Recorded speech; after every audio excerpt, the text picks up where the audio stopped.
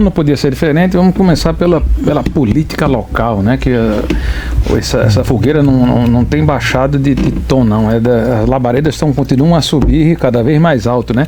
E desde ontem, desde o final de semana, vem se ventilando aí a possibilidade do deputado federal Walter Alves, presidente do MDB, compor como candidato a vice na chapa de Fátima, e alguns detalhes vêm aflorando aí, né, Tiago Rebolo? O que é que tem de fato novo em cima dessa indicação ou dessa efetivação de Walter como candidato a vice na chapa da governadora Fátima? Vamos lá, Filinto.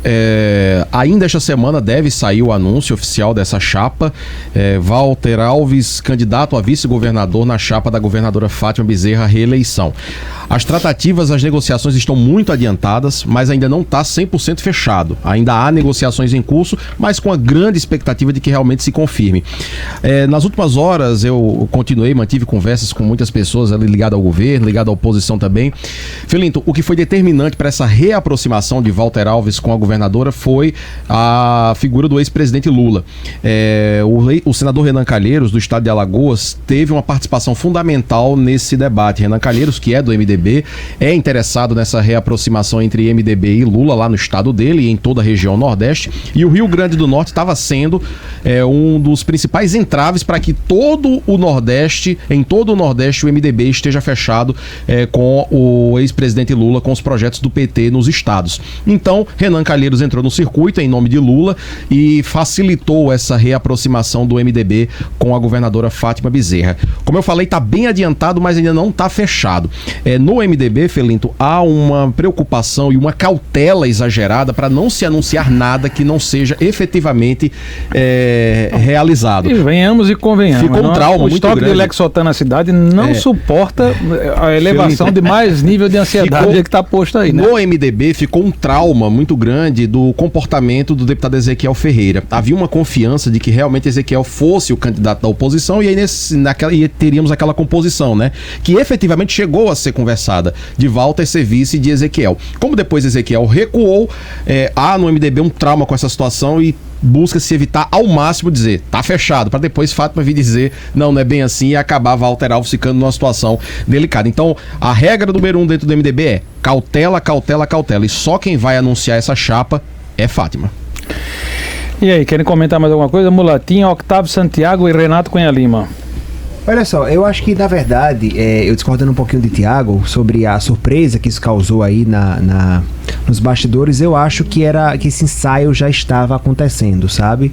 Uma coisa que me chamou a atenção e tinha ligado o meu radar já há uns 10 dias... Só pra registrar que eu não fiquei surpreso, né? Inclusive eu vinha dizendo isso aqui, que eu não tinha muita confiança na candidatura de Ezequiel. Você falou em recuo de Ezequiel, foi a palavra que você usou, e depois você falou em ele ser vice de Ezequiel e agora ser vice de Fátima. Eu acho que essa chapa Ezequiel Walter nunca existiu de fato, sabe? No sentido... não chegou a ficar fechado, mas houve conversa. Eu acho que era mais... Carlos fez um movimento de que iria para a oposição, Fátima foi lá e abraçou. Ezequiel e Walter disseram, poxa, se não cuidar da gente, a gente também vai para a oposição. E aí Fátima foi lá e conseguiu fazer esse abraço. E eu vou dizer por quê. Em todas as tratativas relativas às nominatas, que terminaram na semana passada, eu não ouvi qualquer episódio sobre Walter Alves estar montando a nominata dele para estadual. A nominata estadual do MDB, ela ficou sob a responsabilidade do prefeito de Natal para ele montar lá uma turma para Adjuto Dias poder ser eleito deputado estadual em outubro deste ano. Então, ora... Se a campanha de Ezequiel não está de toda definida e parecia, para mim, minha leitura era que não haveria essa candidatura, e Walter não tinha um lugar muito bem assentado na Assembleia para ser deputado estadual, como era o plano original, então já existe um lugar para Walter. Né? Essa foi a minha leitura. E esse lugar me parecia até casando com a primeira investida de Lula lá atrás, quando ele veio há meses, no final do ano passado, para tentar fazer uma composição de partidos, parecia que o lugar seria esse. Agora, a chapa Ezequiel Walter, ela ela nunca existiu. No vamos lá. sentido de ser uma chapa real mesmo. Eu quero lhe provocar o seguinte: você coloca aí de uma forma muito simplória, como uma coisa que não deixou de ser, porque em tese ela nunca foi. Mas você concorda que os movimentos políticos de tratativas, de conversa, eles evoluíram ou caminharam até certo ponto? Porque tem muitos outros personagens envolvidos nesse contexto que afirmaram e reafirmaram reuniões, conversas, tratativas. Quer dizer, nada disso houve. Eu acho sim, eu concordo com parte do raciocínio que diz respeito que realmente, oficialmente, Ezequiel nunca declarou ser candidato, mas é também lícito afirmar que vários interlocutores reconhecem que tiveram tratativas nesse sentido. Então, não é uma coisa que ficou de todo impossível. Acho que em algum momento, em alguma escala, isso foi sim tratado e permeado. Felipe, qual a impressão de vocês? Antes de Renato Você quer que eu responda essa sua provocação? Gostaria, não estou lhe provocando, não. Não, provocação no bom sentido. Ele falou lhe provocando. É porque assim, era muito conveniente mesmo para todos que estavam no entorno dizer que era essa possibilidade, porque havia essa possibilidade, porque havia esse desejo. Eu não tenho dúvida que essa turma do PSDB, em grande parte, queria isso, né? A ala do PSDB que é contra o governo, queria isso. E outros deputados estaduais, outras forças políticas, o ministro Rogério Marinho, agora não mais ministro, queria isso porque ele precisa de um palanque. Bolsonaro não tem um palanque para o governo no estado e até aqui Lula não tem um palanque para o Senado no estado. É uma coisa meio maluca isso, mas é verdade. E aí, assim, na hora que você faz essa arrumação de que vai ter essa candidatura, mas nenhum confirma, os atores principais não confirmam, mas quem confirma é os outros, a gente sabe que na política existe muito isso, olha, se não cuidar de mim, eu posso seguir um rumo aqui sozinho, e aí o que não acontecia até ali, até ontem, passa a acontecer, né?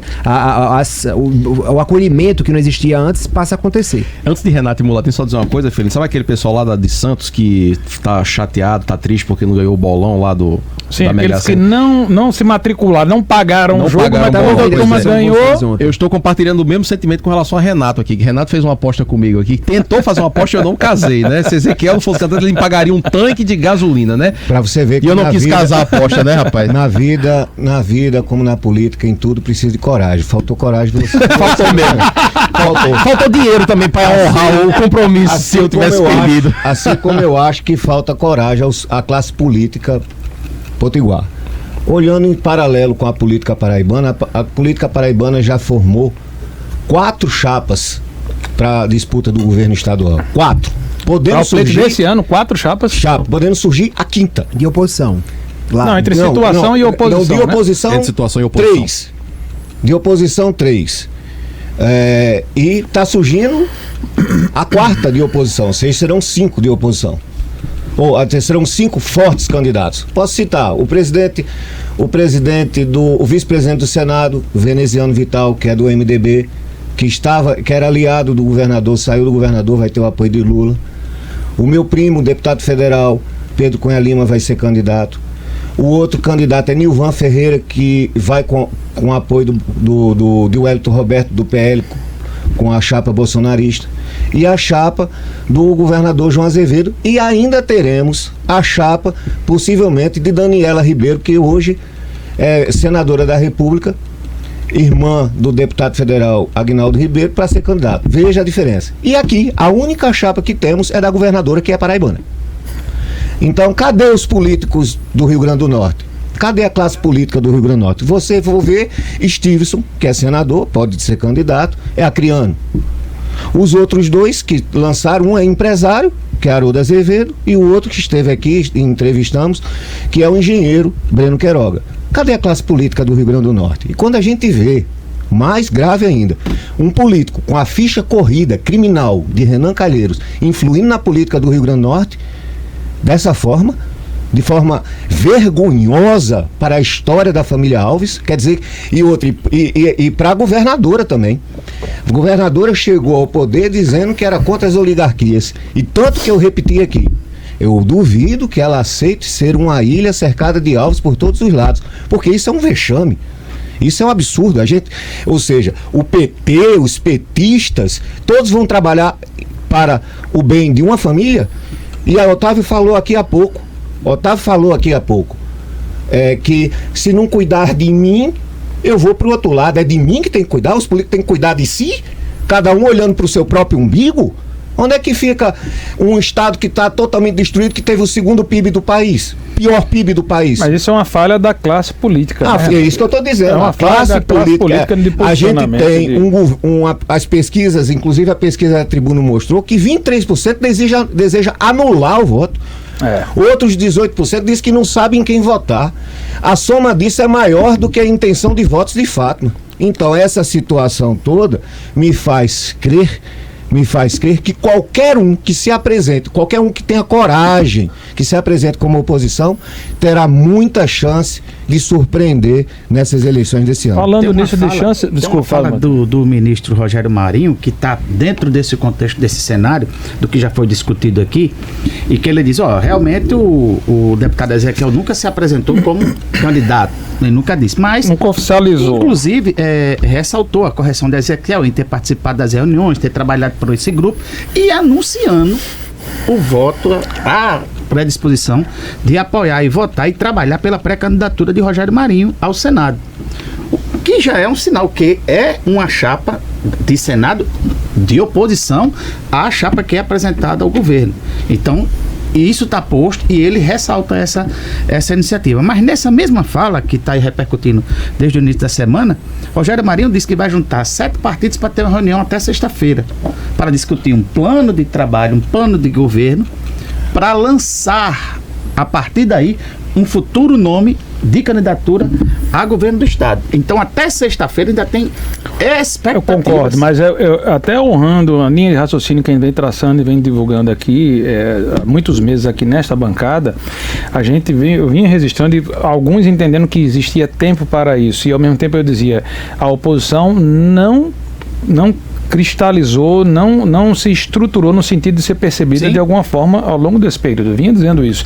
E acho que o tempo está ficando cada vez mais curto nesse sentido. E aí teve um fato aí dizendo que o blog hoje entrou em contato com o ex-vice-governador Fábio Dantas, não foi isso, Tiago Rebolo?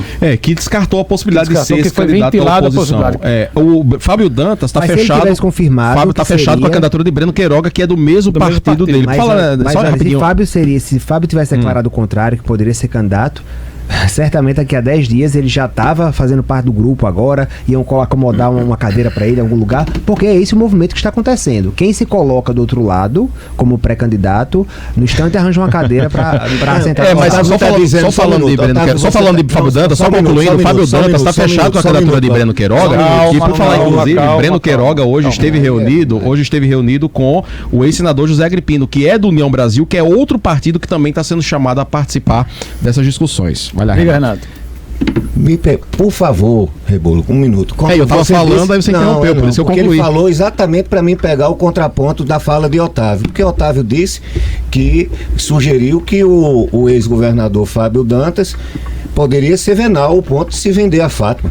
Ele não falou isso, não. Ele até disse, porque eu conheço. Ele falou que poderia ser cortejado. Cortejado, então. É venal. Uma coisa é cortejado, outra vai se vender. A leitura da minha fala de outra perspectiva. O que eu estou querendo dizer é o seguinte: Fábio, eu conheço Fábio, a pessoa dele, e tem uma relação muito boa com ele. Inclusive, jamais se levantaria um falso em relação a Fábio Dantas. Não levantaria absolutamente. O que eu estou dizendo é que se a marcha que aconteceu até aqui, dos pré-candidatos ao governo terem de alguma forma aberto mão dessa possibilidade para fazer parte, se compor com o governo, a marcha é tão recorrente que qualquer pessoa que se colocasse nessa condição, me parece que muito em breve seria também desfeita essa pré-candidatura. Quando eu falo isso, eu entendo você que leu como se eu estivesse falando em relação à pessoa de Fábio Dantas. Não, jamais. Que faz oposição desde o primeiro dia, falando em relação ao movimento político que existe hoje do governo do estado, de, na verdade, inviabilizar pré-candidaturas e ao invés de vamos para frente e vamos ao enfrentamento. Mas isso diz sobre o governo e não sobre a oposição. Governo, não diz sobre a oposição. Sim. Acho que ficou esclarecido aqui para não ficar nenhum tipo de dúvida em relação a nenhuma figura do cenário político, eleitoral e pessoal. Eu acho uma bobagem também, Felipe, esse negócio de dizer, fulano é da Paraíba, fulano é do Acre, fulano é do Rio de Janeiro. Primeiro que Natal é uma cidade muito aberta. A gente tem pessoas que construíram sua vida aqui, sua trajetória aqui. O prefeito de Natal é de Caicó. Pois é, eu sou de Minas Gerais, estou aqui comentando sobre a política do Rio Grande do Norte. Renato está aqui também. também é da Paraíba e Mas se o que acha... Renato fez Pois menção é. aqui é mostrando o seguinte, que falta um engajamento por parte Sim, do sim. cidadão Sem nativo dúvida. daqui, que pode, inclusive, ampliar o interesse dos de Concordo fora com daqui, esse ponto, mas eu acho que inclusive, isso- mas querendo prestar um serviço ao Estado. Mas eu acho que à isso não cidade, deslegitima Não, quem é de fora e deslegitima. constrói sua vida aqui. Fátima tá aqui Obrigado. desde criança, desde